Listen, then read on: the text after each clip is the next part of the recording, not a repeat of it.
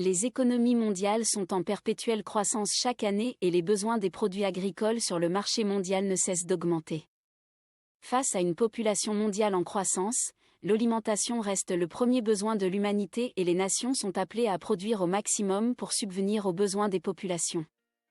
Bonjour et bienvenue dans cette nouvelle vidéo. Aujourd'hui, suite à une analyse du marché agricole mondial, tout comme l'année dernière, nous allons voir les 5 cultures tendances, les plus demandées et qui rendront des jeunes entrepreneurs des millionnaires en 2024. Avant de commencer, si tu ne le savais pas, je profite pour t'informer que nous venons d'ouvrir de nouvelles formations en agriculture, en élevage, en agrobusiness et la transformation agroalimentaire. Des formations complètes qui t'aideront sur toutes les dimensions de l'agrobusiness. Si tu souhaites évoluer dans l'agrobusiness, rends-toi sur notre site internet agrospacegroup.com ou va en dessous de cette vidéo dans la description pour trouver des informations qui te seront utiles. Maintenant, place à la vidéo. 1. Le riz. En Afrique subsaharienne, le marché risicole représente l'un des principaux du secteur céréalier. Même si la production essaie tant bien que mal de suivre le rythme de la demande, les importations progressent de plus en plus chaque année.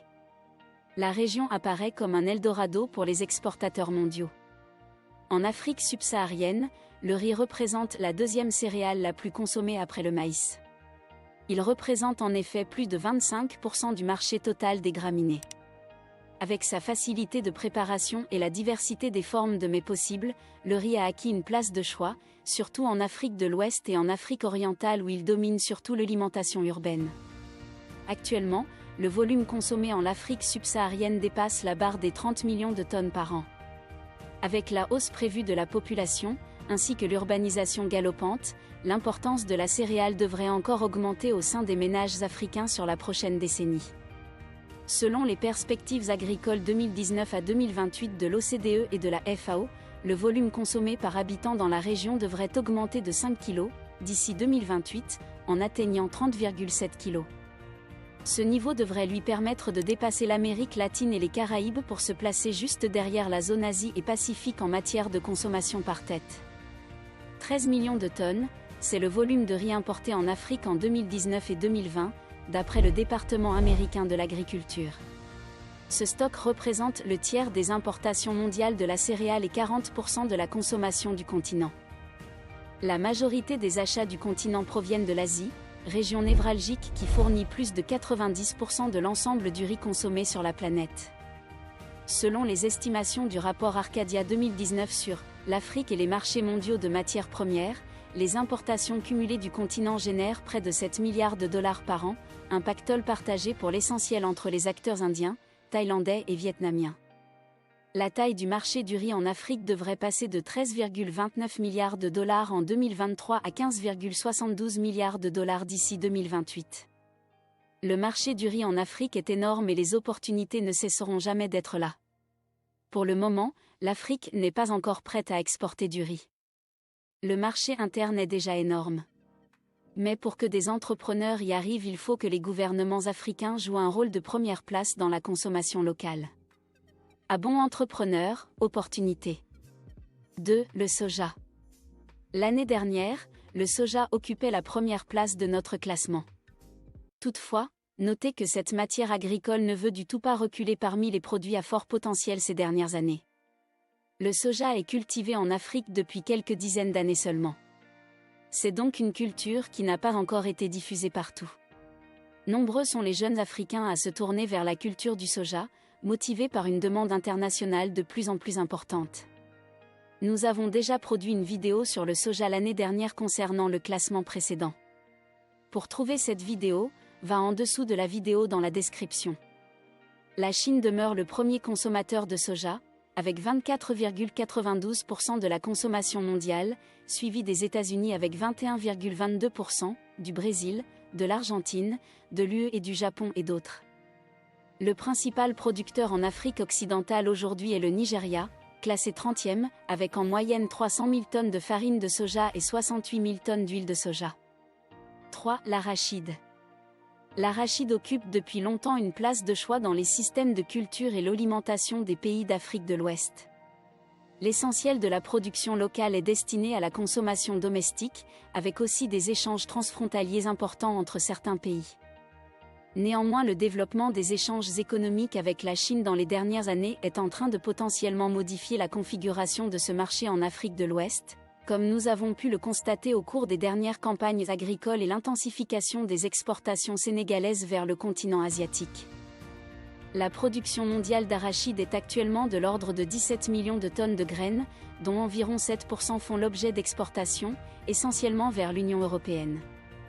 Les auteurs analysent l'état du marché international ainsi que les tendances et l'évolution des filières, selon les principaux pays producteurs et le produit valorisé, graines, huile, tourteaux.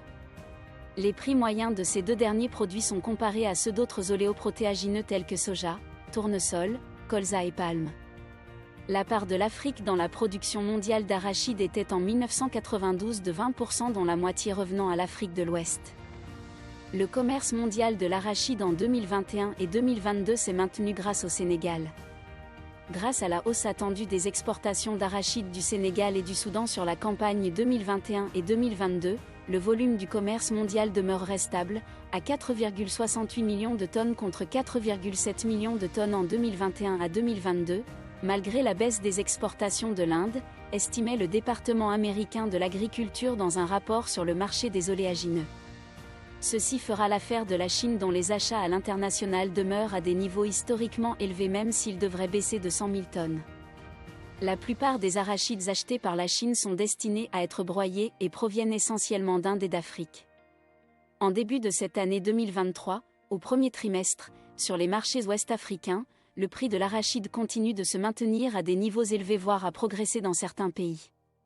Cette situation devrait durer et il est peu probable que les prix connaissent une baisse à court terme, estime le spécialiste Nkalo dans son dernier bulletin sur le marché de l'arachide publié en début d'année. Les données sont énormes et je ne peux pas tout exposer dans cette petite vidéo. Si tu souhaites recevoir nos bulletins d'information sur l'agrobusiness en Afrique, va en dessous de cette vidéo dans la description pour trouver des informations importantes qui vont être utiles. Poursuivons. La consommation mondiale d'arachide continuerait d'augmenter car on devrait continuer à snacker, à grignoter, mais aussi parce que la demande en huile d'arachide progresse toujours. Ceci devrait soutenir les prix des tourteaux et de l'huile d'arachide. 4. Les épices. Le commerce des épices, une autre mine d'or inexploitée en Afrique. Les épices ont également fait partie du classement l'année dernière. Ils reviennent cette fois-ci avec plus de possibilités. Une épice est une graine, un fruit, une racine, une écorce, une baie, un bourgeon ou une substance végétale dont l'usage la plus connue et la plus populaire est en cuisine pour l'assaisonnement, la coloration et la conservation des aliments. À l'origine même, la plupart des épices étaient utilisées pour conserver les aliments, grâce à leurs propriétés. Le marché des épices n'a jamais cessé de croître depuis des siècles. C'est d'ailleurs l'une des rares industries qui ne connaît pas de ralentissement même pendant les périodes de récession. Le fait est qu'en raison de la mondialisation, il y a brassage des traditions culinaires. La curiosité croissante pour de nouvelles saveurs offre une occasion pour les épices et les herbes ethniques et exotiques de voyager. La plupart des épices sont cultivées en zone tropicale. C'est pourquoi les pays de l'Asie, comme l'Inde et ceux de l'Amérique latine sont les plus grands acteurs dans le commerce des épices. Et même si pendant des siècles, l'Afrique a été un acteur important dans le commerce mondial des épices, elle en produit actuellement moins de 10% de la production mondiale. En dehors de quelques pays comme le Nigeria, Madagascar, la Tanzanie, l'Ouganda, le Kenya et le Ghana, la plupart des pays africains importent leurs épices. Ceci est un paradoxe, nous importons des articles que nous devrions normalement produire sur nos 50% des sols les plus fertiles du monde. Vous avez une véritable opportunité de commencer une production des épices chez vous et vous lancer dans un commerce des épices au niveau local. 5. L'aviculture.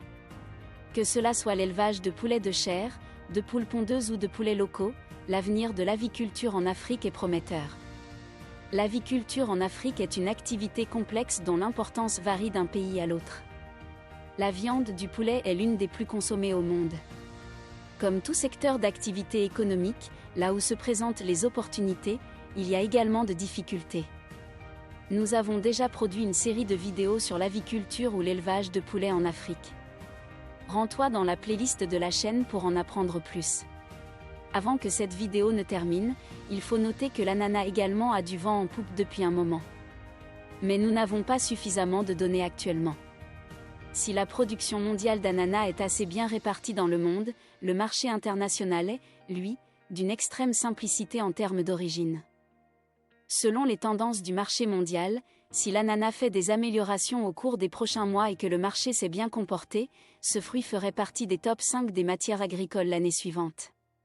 Tu peux te rendre également sur notre site internet agrospacegroup.com ou va en dessous de cette vidéo dans la description pour trouver des informations qui te seront très utiles. D'ici, je te donne rendez-vous l'autre vendredi pour une nouvelle vidéo importante. Succès à toi!